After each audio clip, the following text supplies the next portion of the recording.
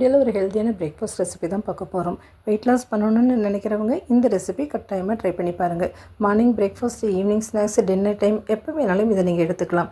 பிரேக்ஃபாஸ்ட்டுக்கு எடுத்திங்கனாக்கா டே ஃபுல்லாகவே ஃபுல்ஃபில்லாக இருக்கும். ஓவர் ஈட்டிங் அவாய்ட் பண்ணலாம். வெயிட் லாஸ் பண்ணுறதுக்கும் ஈஸியாக இருக்கும். நிறைய ஃபைபர், எனர்ஜி நிறைஞ்ச ஃபுட்டு இது. பீட்ரூட்டும் ரவாவும் மட்டும் இருந்தால் போதும், ஈஸியாக இதை ப்ரிப்பேர் பண்ணிடலாம். எப்படி செய்யலான்னு பார்க்கலாம். இதுக்கு நான் 2 பீட்ரூட் எடுத்திருக்கேன். இதோட கார்னர்ஸை கட் பண்ணி எடுத்துக்கோங்க. இதை நல்லா தோலை சீவி எடுத்துக்கோங்க. வாஷ் பண்ணிவிட்டு தோலை சீவிக்கோங்க. தோலை சீவி எடுத்ததுக்கப்புறமா இதை சின்ன சின்ன பீசஸாக கட் பண்ணி எடுத்துக்கலாம். கட் பண்ணி வச்ச பீட்ரூட்டை மிக்ஸி ஜாரில் சேர்த்துக்கலாம். இது கூட கொஞ்சமாக தண்ணி சேர்த்துட்டு நல்லா ஃபைன் பேஸ்ட்டாக அரைச்சி எடுத்துக்கோங்க. நம்ம அரைச்ச பீட்ரூட்டை நல்லா ஒரு ஃபில்டரில் போட்டுட்டு ஜூஸை மட்டும் நல்லா ஃபில்டர் பண்ணி எடுத்துக்கோங்க. ஜூஸை ஃபில்டர் பண்ணி எடுத்ததுக்கப்புறமா இந்த பீட்ரூட்டை நம்ம தூக்கி போட வேணாம். சப்பாத்தி, பூரிக்கு மாவு பிசைகிறப்போ இதை சேர்த்துட்டு பிசையலாம். நல்ல கலர்ஃபுல்லாகவும் இருக்கும், ஹெல்த்தியாகவும் இருக்கும்.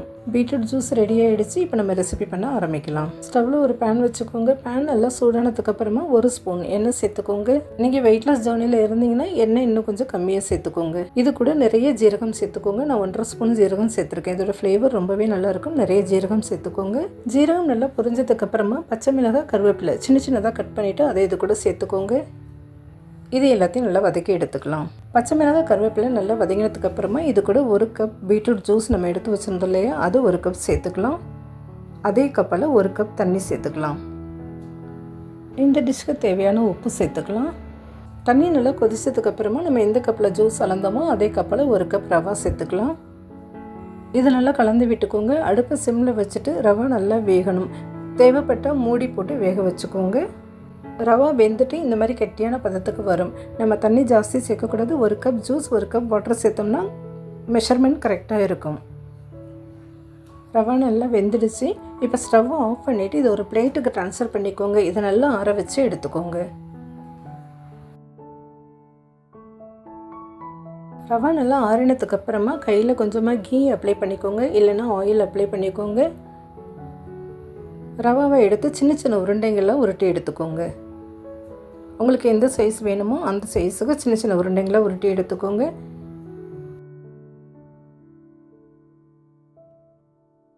நம்ம இதை ஆவியில் வேக வைக்க போகிறோம். உங்ககிட்ட ஸ்டீமர் இருந்ததுனாக்கா ஸ்டீமர் பிளேட்டில் இதை வச்சுக்கோங்க. நான் இட்லி பிளேட்டில் எடுத்துக்கிறேன்.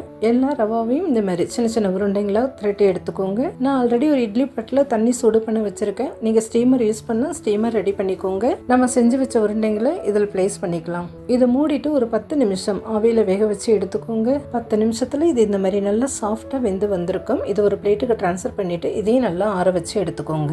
இது ஆறட்டும். இப்போ இதுக்கு வேண்டிய தாளிப்பு ரெடி பண்ணிக்கலாம். ஸ்டவ்வில் ஒரு கடாய் வச்சுக்கோங்க. இதில் 1 ஸ்பூன் எண்ணெய் சேர்த்துக்கோங்க. எண்ணெய் நல்லா சூடானதுக்கு அப்புறமா 1 ஸ்பூன் கடுகு சேர்த்துக்கோங்க. கடுகு நல்லா பொரிஞ்சதுக்கு அப்புறமா 1.5 ஸ்பூன் வெள்ளை எள்ளு சேர்த்துக்கோங்க. வெள்ளை எள்ளு இல்லாட்டி கருப்பு எள்ளு கூட சேர்த்துக்கலாம். 1.5 ஸ்பூன் எள்ளு சேர்த்துக்கோங்க. இது கூட கருவேப்பிலை சேர்த்துக்கோங்க. இதை நல்லா வதக்கி எடுத்துக்கலாம். நம்ம ஆல்ரெடி பச்சை மிளகாய் சேர்த்துருக்கோம். உங்களுக்கு காரம் ஜாஸ்தி வேணும்னா இது கூட சிகப்பு மிளகாய் தாளிச்சும் எடுத்துக்கலாம். எள்ளு நல்லா பொரிஞ்சதுக்கு அப்புறமா நம்ம செஞ்சு வச்ச ரவா உருண்டைங்களை இது கூட சேர்த்துக்கலாம். நல்லா ஆறுனதுக்கு அப்புறம் சேருங்க, இல்லாட்டினா குழப்பமாக ஆகிடும். ஆறுனதுக்கு அப்புறமா சேர்த்துக்கோங்க. இதை நல்லா கலந்து விட்டுக்கோங்க. இதில் ஒரு 2 நிமிஷம் கலந்து விட்டால் போதும், ரெடி ஆகிடும். அவ்வளோதான், ஹெல்த்தியான பிரேக்ஃபாஸ்ட்டு ரெடி ஆகிடுச்சு. வீடியோவில் பார்த்தாலே தெரியும், நல்லா பஞ்சு மாதிரி சாஃப்டாக இருக்கும். டேஸ்ட்டும் ரொம்பவே அருமையாக இருக்கும். ஒரு மைல்டு டேஸ்ட்டில் ரொம்பவே நல்லா இருக்கும். சட்னி கூட, சாஸ் கூட, எது கூட வேணாலும் சர்வ் பண்ணலாம். பீட்ரூட்லேயும் நிறைய ஃபைபர் இருக்குது. இது நீங்கள் கொஞ்சம் சாப்பிட்டா கூட போதும், ஃபுல்ஃபில்லாக இருக்கும். ஜாஸ்தி பசி எடுக்காது. வெயிட் லாஸ் ஜர்னி பண்ணுறவங்களுக்கு இது ரொம்பவே யூஸ்ஃபுல்லாக இருக்கும். ட்ரை பண்ணி பாருங்கள். வீடியோ பிடிச்சிருந்ததுன்னா லைக் பண்ணிவிட்டு சப்ஸ்கிரைப் பண்ணிக்கோங்க. நெக்ஸ்ட் வீடியோவில் பார்க்கலாம். பாய்.